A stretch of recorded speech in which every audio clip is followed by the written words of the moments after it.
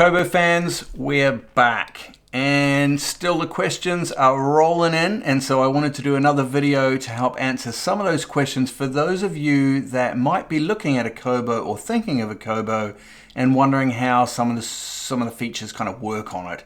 So today we're going to have a look at about 5 features of the Kobo in use that you guys have been asking me about, including annotations and notes, where to look for them. Let's go.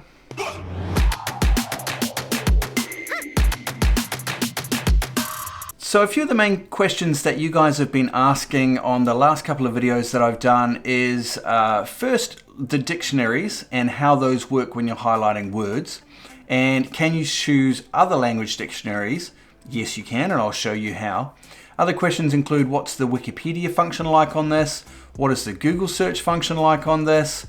And also how do notes and annotations work? So tonight, I'll run you through all of these practically, and I'll show you on the screen so that you understand before you buy, or even if you own it and you're kind of wondering how it works, we'll run through it now. Got a book here by Robert Jordan. As I've mentioned, I'm reading the Wheel of Time series again because Amazon are coming out with a TV series, and I'm quite excited about that. And I'm reading the book so I can be the guy that says, "Oh, well, that was different to the book," and "Oh, I think they messed that up, or they left that out," or "Oh." Well, actually, I think it's going to be great. I think Amazon are probably going to do a sterling job on bringing the Wheel of Time to life. So, enough of that. Let's get into the book. So we'll open it up, and it's going to open up straight away to a page. And the first thing that we'll do is we'll highlight a word. So we're reading away and we find a word that we don't understand, and it's tambours. And we highlight that, and immediately the dictionary is just going to pop up. Now, if the word is in the top half of the screen, the dictionary will pop up down here, and vice versa, as you can see it here. Now, there's a few things that open up, and the most important one obviously is the dictionary definition, and at the top left there you can see that there is an option for the language, which is English. So if I click the drop down there, I've also loaded Dutch to English, Spanish to English, French to English, Italian, and I've also loaded just a straight Spanish dictionary onto here. So if you're reading Spanish text and you want a Spanish definition, then that's the one that you'd go for. If you're reading, say, a Dutch book and you would like an English translation of a Dutch word, then obviously you would select that dictionary. Now, I'll also show you how to select and unselect the dictionaries that you want to use in the Kobo. We'll probably do that last, so we'll come back to that. I'm going to leave that on English for now.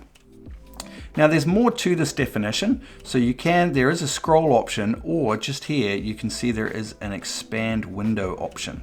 So you can expand that out, and a lot of words actually have multiple page definitions, and if that's the case, there'll be a little page button here that you can click through the button so that you can read all the full definition of that word, although I find that it's pretty rare that I need to go past obviously the first little bit. So we'll just go back on that. I'll select that word again. So dictionaries here. Now, the Wikipedia function is shortcut at the bottom here. We've got the Wikipedia icon and we've got the world icon. The www, which I've got set as Google as my search engine. If we click the Wikipedia icon, then if you're connected to the internet, the Kobo is going to run off and literally pull in that Wikipedia page matching that word on Wikipedia.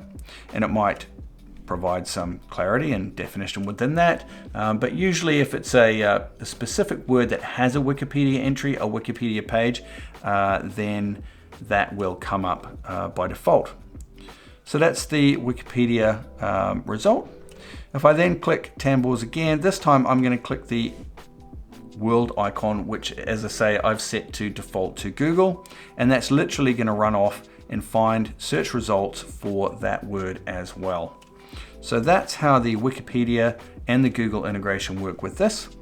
I'll highlight that word again. There's another way that you can get to it also. So we've done the dictionary, there's the definition, we've got the Wikipedia, Google, we can expand that. And here we have this little shortcut down here with the option for search. Now, if I click on search, that is also going to give me the option to search Wikipedia and search Google. So those two things do the same thing. There's just different ways to get to them. And then you also have the option for search and book. Now this would be particularly good if you're doing a non-fiction book or an academic book. Now it's highly unlikely that you'll find me doing a lot of academic reading on this, but that would be an excellent way if you had a very specific word, even maybe something like a scientific word that you wanted to see how many times is this referenced across the book, then you could search within the book that you're reading to find other references to that word. So that's quite handy. Now we'll go back, and then we've got these two options here, highlight and add note.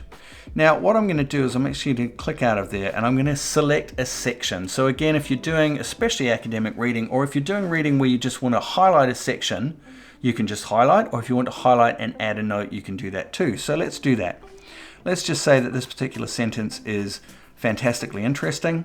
You've got the little grab handles here. I'm just going to grab that handle and highlight that sentence. And then I've got the option. I can either undo the highlight, which you can do anytime just by hitting a highlight, and then it will give you that option. I can also add a note to this. So I'm just going to click add note. And it really just comes up like your tablet would, with the opportunity for you to use the keyboard to write a note. Now it's quite responsive. The speed is okay, but I certainly wouldn't want to write long passages of annotations against sections in here just with this keyboard. Let's just say that I want to say this is amazing. Now that's the other problem that I found with it, is I don't know how to go back just to correct that word. So you basically have to delete the whole section. So let's do that again with proper, and there I did it again. It's just my fat fingers. This is amazing. I will read it later. And there we go. So that is now the note that I've written against that. I'm going to click save, and that note is successfully saved. Again, I can just hit that highlight. Sorry, it was taking its time to come up. I can delete that annotation. I can edit the note now, and I can still do my searches. If I hit in the middle anywhere in the page, there's two ways of bringing up the annotations. This little function down the bottom here is your chapter summary. So I can click on that, and it's going to bring up all the chapters in the book. And the second tab up here says annotations. So I can click on that, and it's going to show me all the highlights that I've done in the book. And here's the one that we did on page 2. That's the line that we highlighted. This is amazing. I will read it later. And that's all the details. You can sort by its location in the book or by the most recent annotation that you've done, which is quite handy. Now that's one way to get to your annotations. The other way again is just click in the middle to bring up your settings menu. And down the bottom here, you've got this little notes icon. If I click on that, it's going to throw me straight into my annotations page. Again, it's the same thing, just two ways of getting there. A lot of you have asked, can I then export those notes? Well, in the current version of Kobo, no. And I'm quite surprised at that, because that would be an amazing feature. There's not a lot of personal internet connectivity with the Kobo OS as it stands in this particular model. If you spend a little bit more for the higher models, there will be other opportunities for you to get email connectivity and Dropbox connectivity to it.